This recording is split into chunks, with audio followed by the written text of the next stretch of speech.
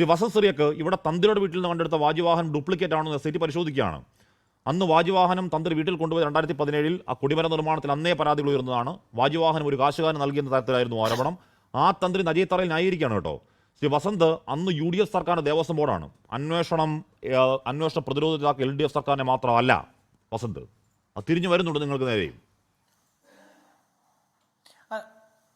അല്ല, വന്നോട്ടെ, അന്വേഷിക്കട്ടെ, ഏതറ്റം വരെയും പോകട്ടെ അന്വേഷണം. ഞങ്ങൾ ആരും തടസ്സം നിൽക്കില്ലല്ലോ. ഞങ്ങൾ ആരും അതിൽ എന്തെങ്കിലും എതിരഭിപ്രായം പറയുന്നുണ്ടോ? ഇപ്പോൾ വാജിവാഹനം എവിടെയായിരുന്നു എന്ന് നമുക്കെല്ലാവർക്കും അറിയാവുന്നതാണ്. ഈ അന്വേഷണത്തിൻ്റെ തുടക്കത്തിലും അതിനു മുമ്പും അത് തന്ത്രിക്ക് കൊടുത്തിരുന്നു എന്നതും അത് തന്ത്രിയാണ് കൊണ്ടുപോയതെന്നും ഈ നാട്ടിൽ എല്ലാവർക്കും അറിയാവുന്ന കാര്യമാണ്.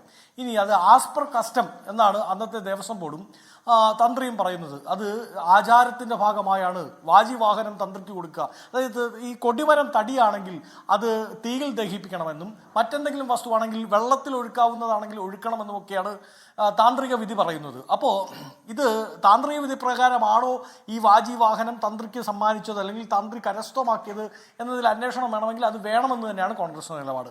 അതിൽ ദേവസ്വം ബോർഡിന് എന്തെങ്കിലും ടെക്നിക്കൽ എറർ ഉണ്ടായിട്ടുണ്ടെങ്കിൽ ഞാൻ വളരെ സ്പെസിഫിക് ആണ്. എന്തെങ്കിലും ഈ പറയുന്ന നടപടിക്രമങ്ങളിൽ എന്തെങ്കിലും പ്രശ്നമുണ്ടായിട്ടുണ്ടെങ്കിൽ അത് അന്വേഷിക്കണം. അത് ഡെലിബറേറ്റ്ലി ആണെങ്കിൽ അത് ചോദ്യം ചെയ്യപ്പെടുകയും വേണം. പക്ഷെ മറ്റൊരു പ്രശ്നമുണ്ടല്ലോ ശ്രീ ഹാഷ്മി, എന്താണ്?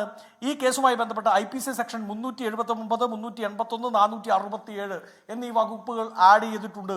അത് അജയ് തറയിലിനെതിരെയോ UDFന്റെ ദേവസ്വം ബോർഡിനെതിരെയോ അല്ല. 379 എന്താ? മോഷണമാണ്. 381 എന്താ? Theft by clerk or servant of property in the possession of master. 369 forgery of valuable security. ഈ കാര്യങ്ങളെല്ലാം പ്രതി ചേർത്ത് ഇന്ന് ഉള്ളിൽ കിടക്കുന്നതിൽ 3 പേർ, രാഷ്ട്രീയ ബന്ധമുള്ള 3 പേർ. ആ 3 പേരിൽ ഒരാൾ നേരത്തെ അദ്ദേഹത്തിന് CPM-മായി ബന്ധമുണ്ടോ എന്ന് അറിയാത്ത N വാസു കുളക്കട ഗ്രാമപഞ്ചായത്തിന്റെ പ്രസിഡന്റാണ്. ഒരു ബന്ധവുമില്ലാത്ത ആളെ അവിടെ പ്രസിഡന്റ് ആക്കിയോ നിങ്ങൾ എന്ന് പറഞ്ഞാൽ മതി. അവിടുത്തെ മുൻ LC മെമ്പറാണ്, നിലവിലും LC മെമ്പർ തന്നെയാണ് എന്നാണ് ഞാൻ മനസ്സിലാക്കുന്നത്. 2 വിജയകുമാർ അവിടുത്തെ ഈ പറയുന്ന സെക്രട്ടേറിയറ്റ് അസോസിയേഷന്റെ പ്രസിഡന്റ് ആണ് എന്നതിനപ്പുറത്ത് അദ്ദേഹം പത്തനംതിട്ടയുടെ മുൻ DC മെമ്പറാണ്. ഇനി പത്മകുമാർ ഇപ്പോഴും പത്തനംതിട്ട DC മെമ്പറാണ്. അപ്പോ ഈ കേസുമായി ബന്ധപ്പെട്ട് ഇന്ന് അറസ്റ്റ് ചെയ്യപ്പെട്ടിരിക്കുന്ന പൊളിറ്റിക്കൽ ലീഡർഷിപ്പ്, ആ ലീഡർഷിപ്പിൽ 3 പേരാണുള്ളത്. പുതിയ കാര്യമല്ല, നമുക്ക് അത് പുതിയ കാര്യമല്ല. ഇവരുടെ രാഷ്ട്രീയ ബന്ധത്തിലുള്ള CPM അവരെ ചേർത്ത് പിടിക്കും നമ്മൾ ഒരുപാട് പറഞ്ഞാണ്. പക്ഷേ വസന്ത് സിറിയക്ക് ഇവിടെ പ്രശ്നം എന്താണ്? ഇവിടെ വസന്ത് ഇപ്പോൾ ഏറ്റവും പുതിയ വാർത്ത വാജിവാഹനത്തിലേക്കും 2017 ബാക്കിലോട്ടും എന്ന് പറഞ്ഞാൽ ഈ പറയുന്ന അവിടെ പാത്രം അടിച്ചു മാറ്റി കോഴികൾ ഉണ്ടാക്കിയവരിലൊക്കെ അന്വേഷണം പോകും. വസന്ത്, ഇത് ഏതെങ്കിലും ഒരു ചത്തുരത്തിൽ ഒതുങ്ങി നിൽക്കുന്ന അന്വേഷണം അല്ല. അല്ല, അങ്ങനെ നിൽക്കരുതെന്നാണെന്ന് ഞങ്ങളുടെ ആഗ്രഹം. ഹാഷ്മി നോക്കും, 379 എന്ന് ഞാൻ പറയാൻ കാര്യം, ആ 379 ഇടുമ്പോൾ സ്വാഭാവികം മോഷണത്തിൽ തൊണ്ടി മുതൽ കണ്ടെത്തണ്ടേ? ഇപ്പൊ വാജിവാഹനം കണ്ടെത്തിയല്ലോ. ഇനി ആ വാജിവാഹനം ഒറിജിനൽ ആണോ അല്ലയോ എന്നതുമായി ബന്ധപ്പെട്ടാണ് അന്വേഷണം നടക്കേണ്ടത്. പക്ഷേ ഈ കേസുകളുടെ മുഴുവൻ പെരുമ്പറ കൊട്ട് തുടങ്ങിയ കേസ് ഏതാ? അത് അവിടുത്തെ ദ്വാരപാലകരെ കാണാനില്ല എന്നുള്ളതാണ്. പോറ്റി കൊണ്ടുപോയ സ്വർണം എന്തിയ തൊണ്ടി മുതൽ?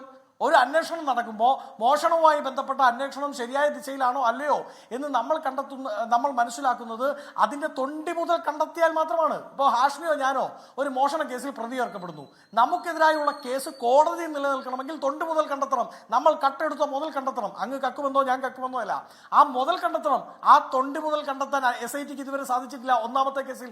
അതുകൊണ്ടാണ് ഞാൻ ആ 379 378 ഞാൻ വളരെ കൃത്യമായി സ്പെസിഫൈ ചെയ്യാനുള്ള കാരണം അതാണ്. അതായത് ഈ അന്വേഷണം മുമ്പോട്ട് പോകുന്നതുമായി ബന്ധപ്പെട്ട് ചില സംശയങ്ങൾ കോൺഗ്രസിനുണ്ട്. 1, തൊണ്ടി മുതൽ കണ്ടെത്താൻ SITക്ക് സാധിച്ചിട്ടുണ്ടോ? 2, ISROയ്ക്ക് കൊടുത്തു എന്ന് പറഞ്ഞ് ഇതേ സ്വർണ്ണമാണോ, ശബരിമലയിലെ സ്വർണ്ണമാണോ എന്നതുമായി ബന്ധപ്പെട്ട റിപ്പോർട്ട് അത് SITക്ക് കിട്ടിയിട്ടുണ്ടോ? ഇപ്പോൾ ഇവർ കണ്ടെത്തിയെന്ന് പറയുന്ന സ്വർണം ശബരിമലയിലെ തന്നെയാണ് എന്ന് ശാസ്ത്രീയ പരിശോധനയിൽ വെളിവാക്കപ്പെട്ടിട്ടുണ്ടോ? 3, ക്രിസ്മസ് സമയത്ത് ഈ പറയുന്ന മുൻ മന്ത്രി കടകംപള്ളി സുരേന്ദ്രന്റെ അടുത്ത് പോയത് ക്രിസ്മസിന്റെ ഇന്റർവ്യൂ എടുക്കാനാണോ? അങ്ങനെയാണെങ്കിൽ അതിന്റെ റിലീസ് ഡേറ്റ് എന്താണ്? ആ റിലീസ് ഡേറ്റിൽ എന്തൊക്കെ ചോദ്യങ്ങളാണ് അദ്ദേഹത്തോട് ചോദിച്ചത്? അതോ ഇനി SIT ഏതൊക്കെ വഴിയിലാണ് പോകേണ്ടതെന്ന് മന്ത്രിയിൽ നിന്ന് അഭിപ്രായം ആരായുകയായിരുന്നോ? ഈ ക്രാഷ് കോഴ്സ് എന്നൊക്കെ പോകത്തില്ലേ നമ്മൾ, അന്വേഷണവുമായി ബന്ധപ്പെട്ടൊക്കെ ചില ക്രാഷ് കോഴ്സുകൾ ഉണ്ടല്ലോ, അതിന്റെ ഒരു ദിവസത്തെ ക്രാഷ് കോഴ്സ് കൂടാൻ വേണ്ടിയാണോ SIT കടകംപള്ളിയുടെ അടുത്ത് പോയത്? കടകംപള്ളിയിൽ നിന്ന് എന്തൊക്കെയാണ് വിവരങ്ങൾ ലഭ്യമായത്? ഇതൊക്കെ മനസ്സിലാക്കി ഒളിച്ചു കളിക്കുകയും ചില സ്ഥലങ്ങളിൽ ഈ അന്വേഷണത്തെ ക്രാഷ് കോഴ്സ് പഠിക്കാൻ അടൂർ പ്രകാശിനടുത്തോട്ടും പോകുന്നുണ്ട് SIT. വരട്ടെ, എന്താ പ്രശ്നം? അല്ല അത് പോകുന്നുണ്ടെന്ന് ഹാഷ്മി പറയുന്നതിന് മുമ്പ് ഈ ചർച്ചയിൽ പങ്കെടുക്കുന്ന സുരേഷ് കുമാർ അടക്കമുള്ളവർ 2.5 മാസം മുമ്പേ പറയാൻ തുടങ്ങിയതാണ്. നോക്കൂ, 2.5 മാസം സമയമായി ഇവർ ഇത് പറഞ്ഞുകൊണ്ടിരിക്കാൻ. ആ 2.5 മാസമായിട്ടും ഇതുവരെ നോട്ടീസ് കൊടുക്കാൻ പോലും പറ്റിയില്ലല്ലോ. SITയിൽ നിന്ന് വിവരങ്ങൾ ചോരുന്നുണ്ട്. അടൂർ പ്രകാശിലേക്ക് അന്വേഷണം പോകുന്നു എന്ന കണക്കിന് CPM നേതാക്കൾ, CPM വക്താക്കൾ ചാനലിൽ വന്നിരുന്നു പറയുന്നതിന്റെ പിറ്റേ ദിവസം SIT അങ്ങനെ ഒരു മൂവ് നടത്തുന്നു. നോക്കൂ, ഇത് മന്ത്രിയിലേക്കൊന്നും പോകില്ല, തന്ത്രിയിലേക്കാണ് പോകുന്നത്. അപ്പോൾ നിങ്ങൾ വിറയ്ക്കല്ലേ എന്ന് ഇടതു നേതാക്കൾ പറയുന്നതിന്റെ പിറ്റേ ആഴ്ച തന്ത്രിയെ ചോദ്യം ചെയ്യുന്നു. അതായത് SITയിൽ നിന്ന് P. ശശിക്ക് വളരെ കൃത്യമായ ഇൻഫർമേഷൻ കിട്ടുന്നുണ്ടോ, ചോർന്ന് കിട്ടുന്നുണ്ടോ എന്ന സംശയം ഞങ്ങൾക്കുണ്ട്. എങ്ങനെയാണ് CPM വക്താക്കൾക്ക് SIT ഒരു ആക്ഷൻ ടേക്ക് ചെയ്യുന്നതിന് മുമ്പ് അത് വന്ന് ചാനൽ ചർച്ചകളിൽ പറയാൻ പറ്റുന്നത്, ഇങ്ങനെ വിളിച്ചു പറയാൻ പറ്റുന്നത്?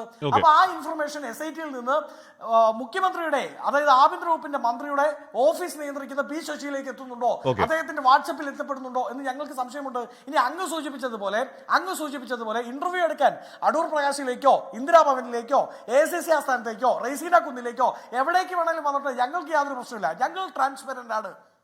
ലോകത്തെവിടെയായാലും ഏത് സമയത്തും 24 വാർത്തകളും ഓഗ്മെന്റഡ് റിയാലിറ്റി പാക്കേജുകളും എക്സ്പ്ലെയിനറുകളും വിശദമായി കാണാൻ ഞങ്ങളുടെ യൂട്യൂബ് ചാനൽ നിങ്ങൾക്ക് സബ്സ്ക്രൈബ് ചെയ്യാം.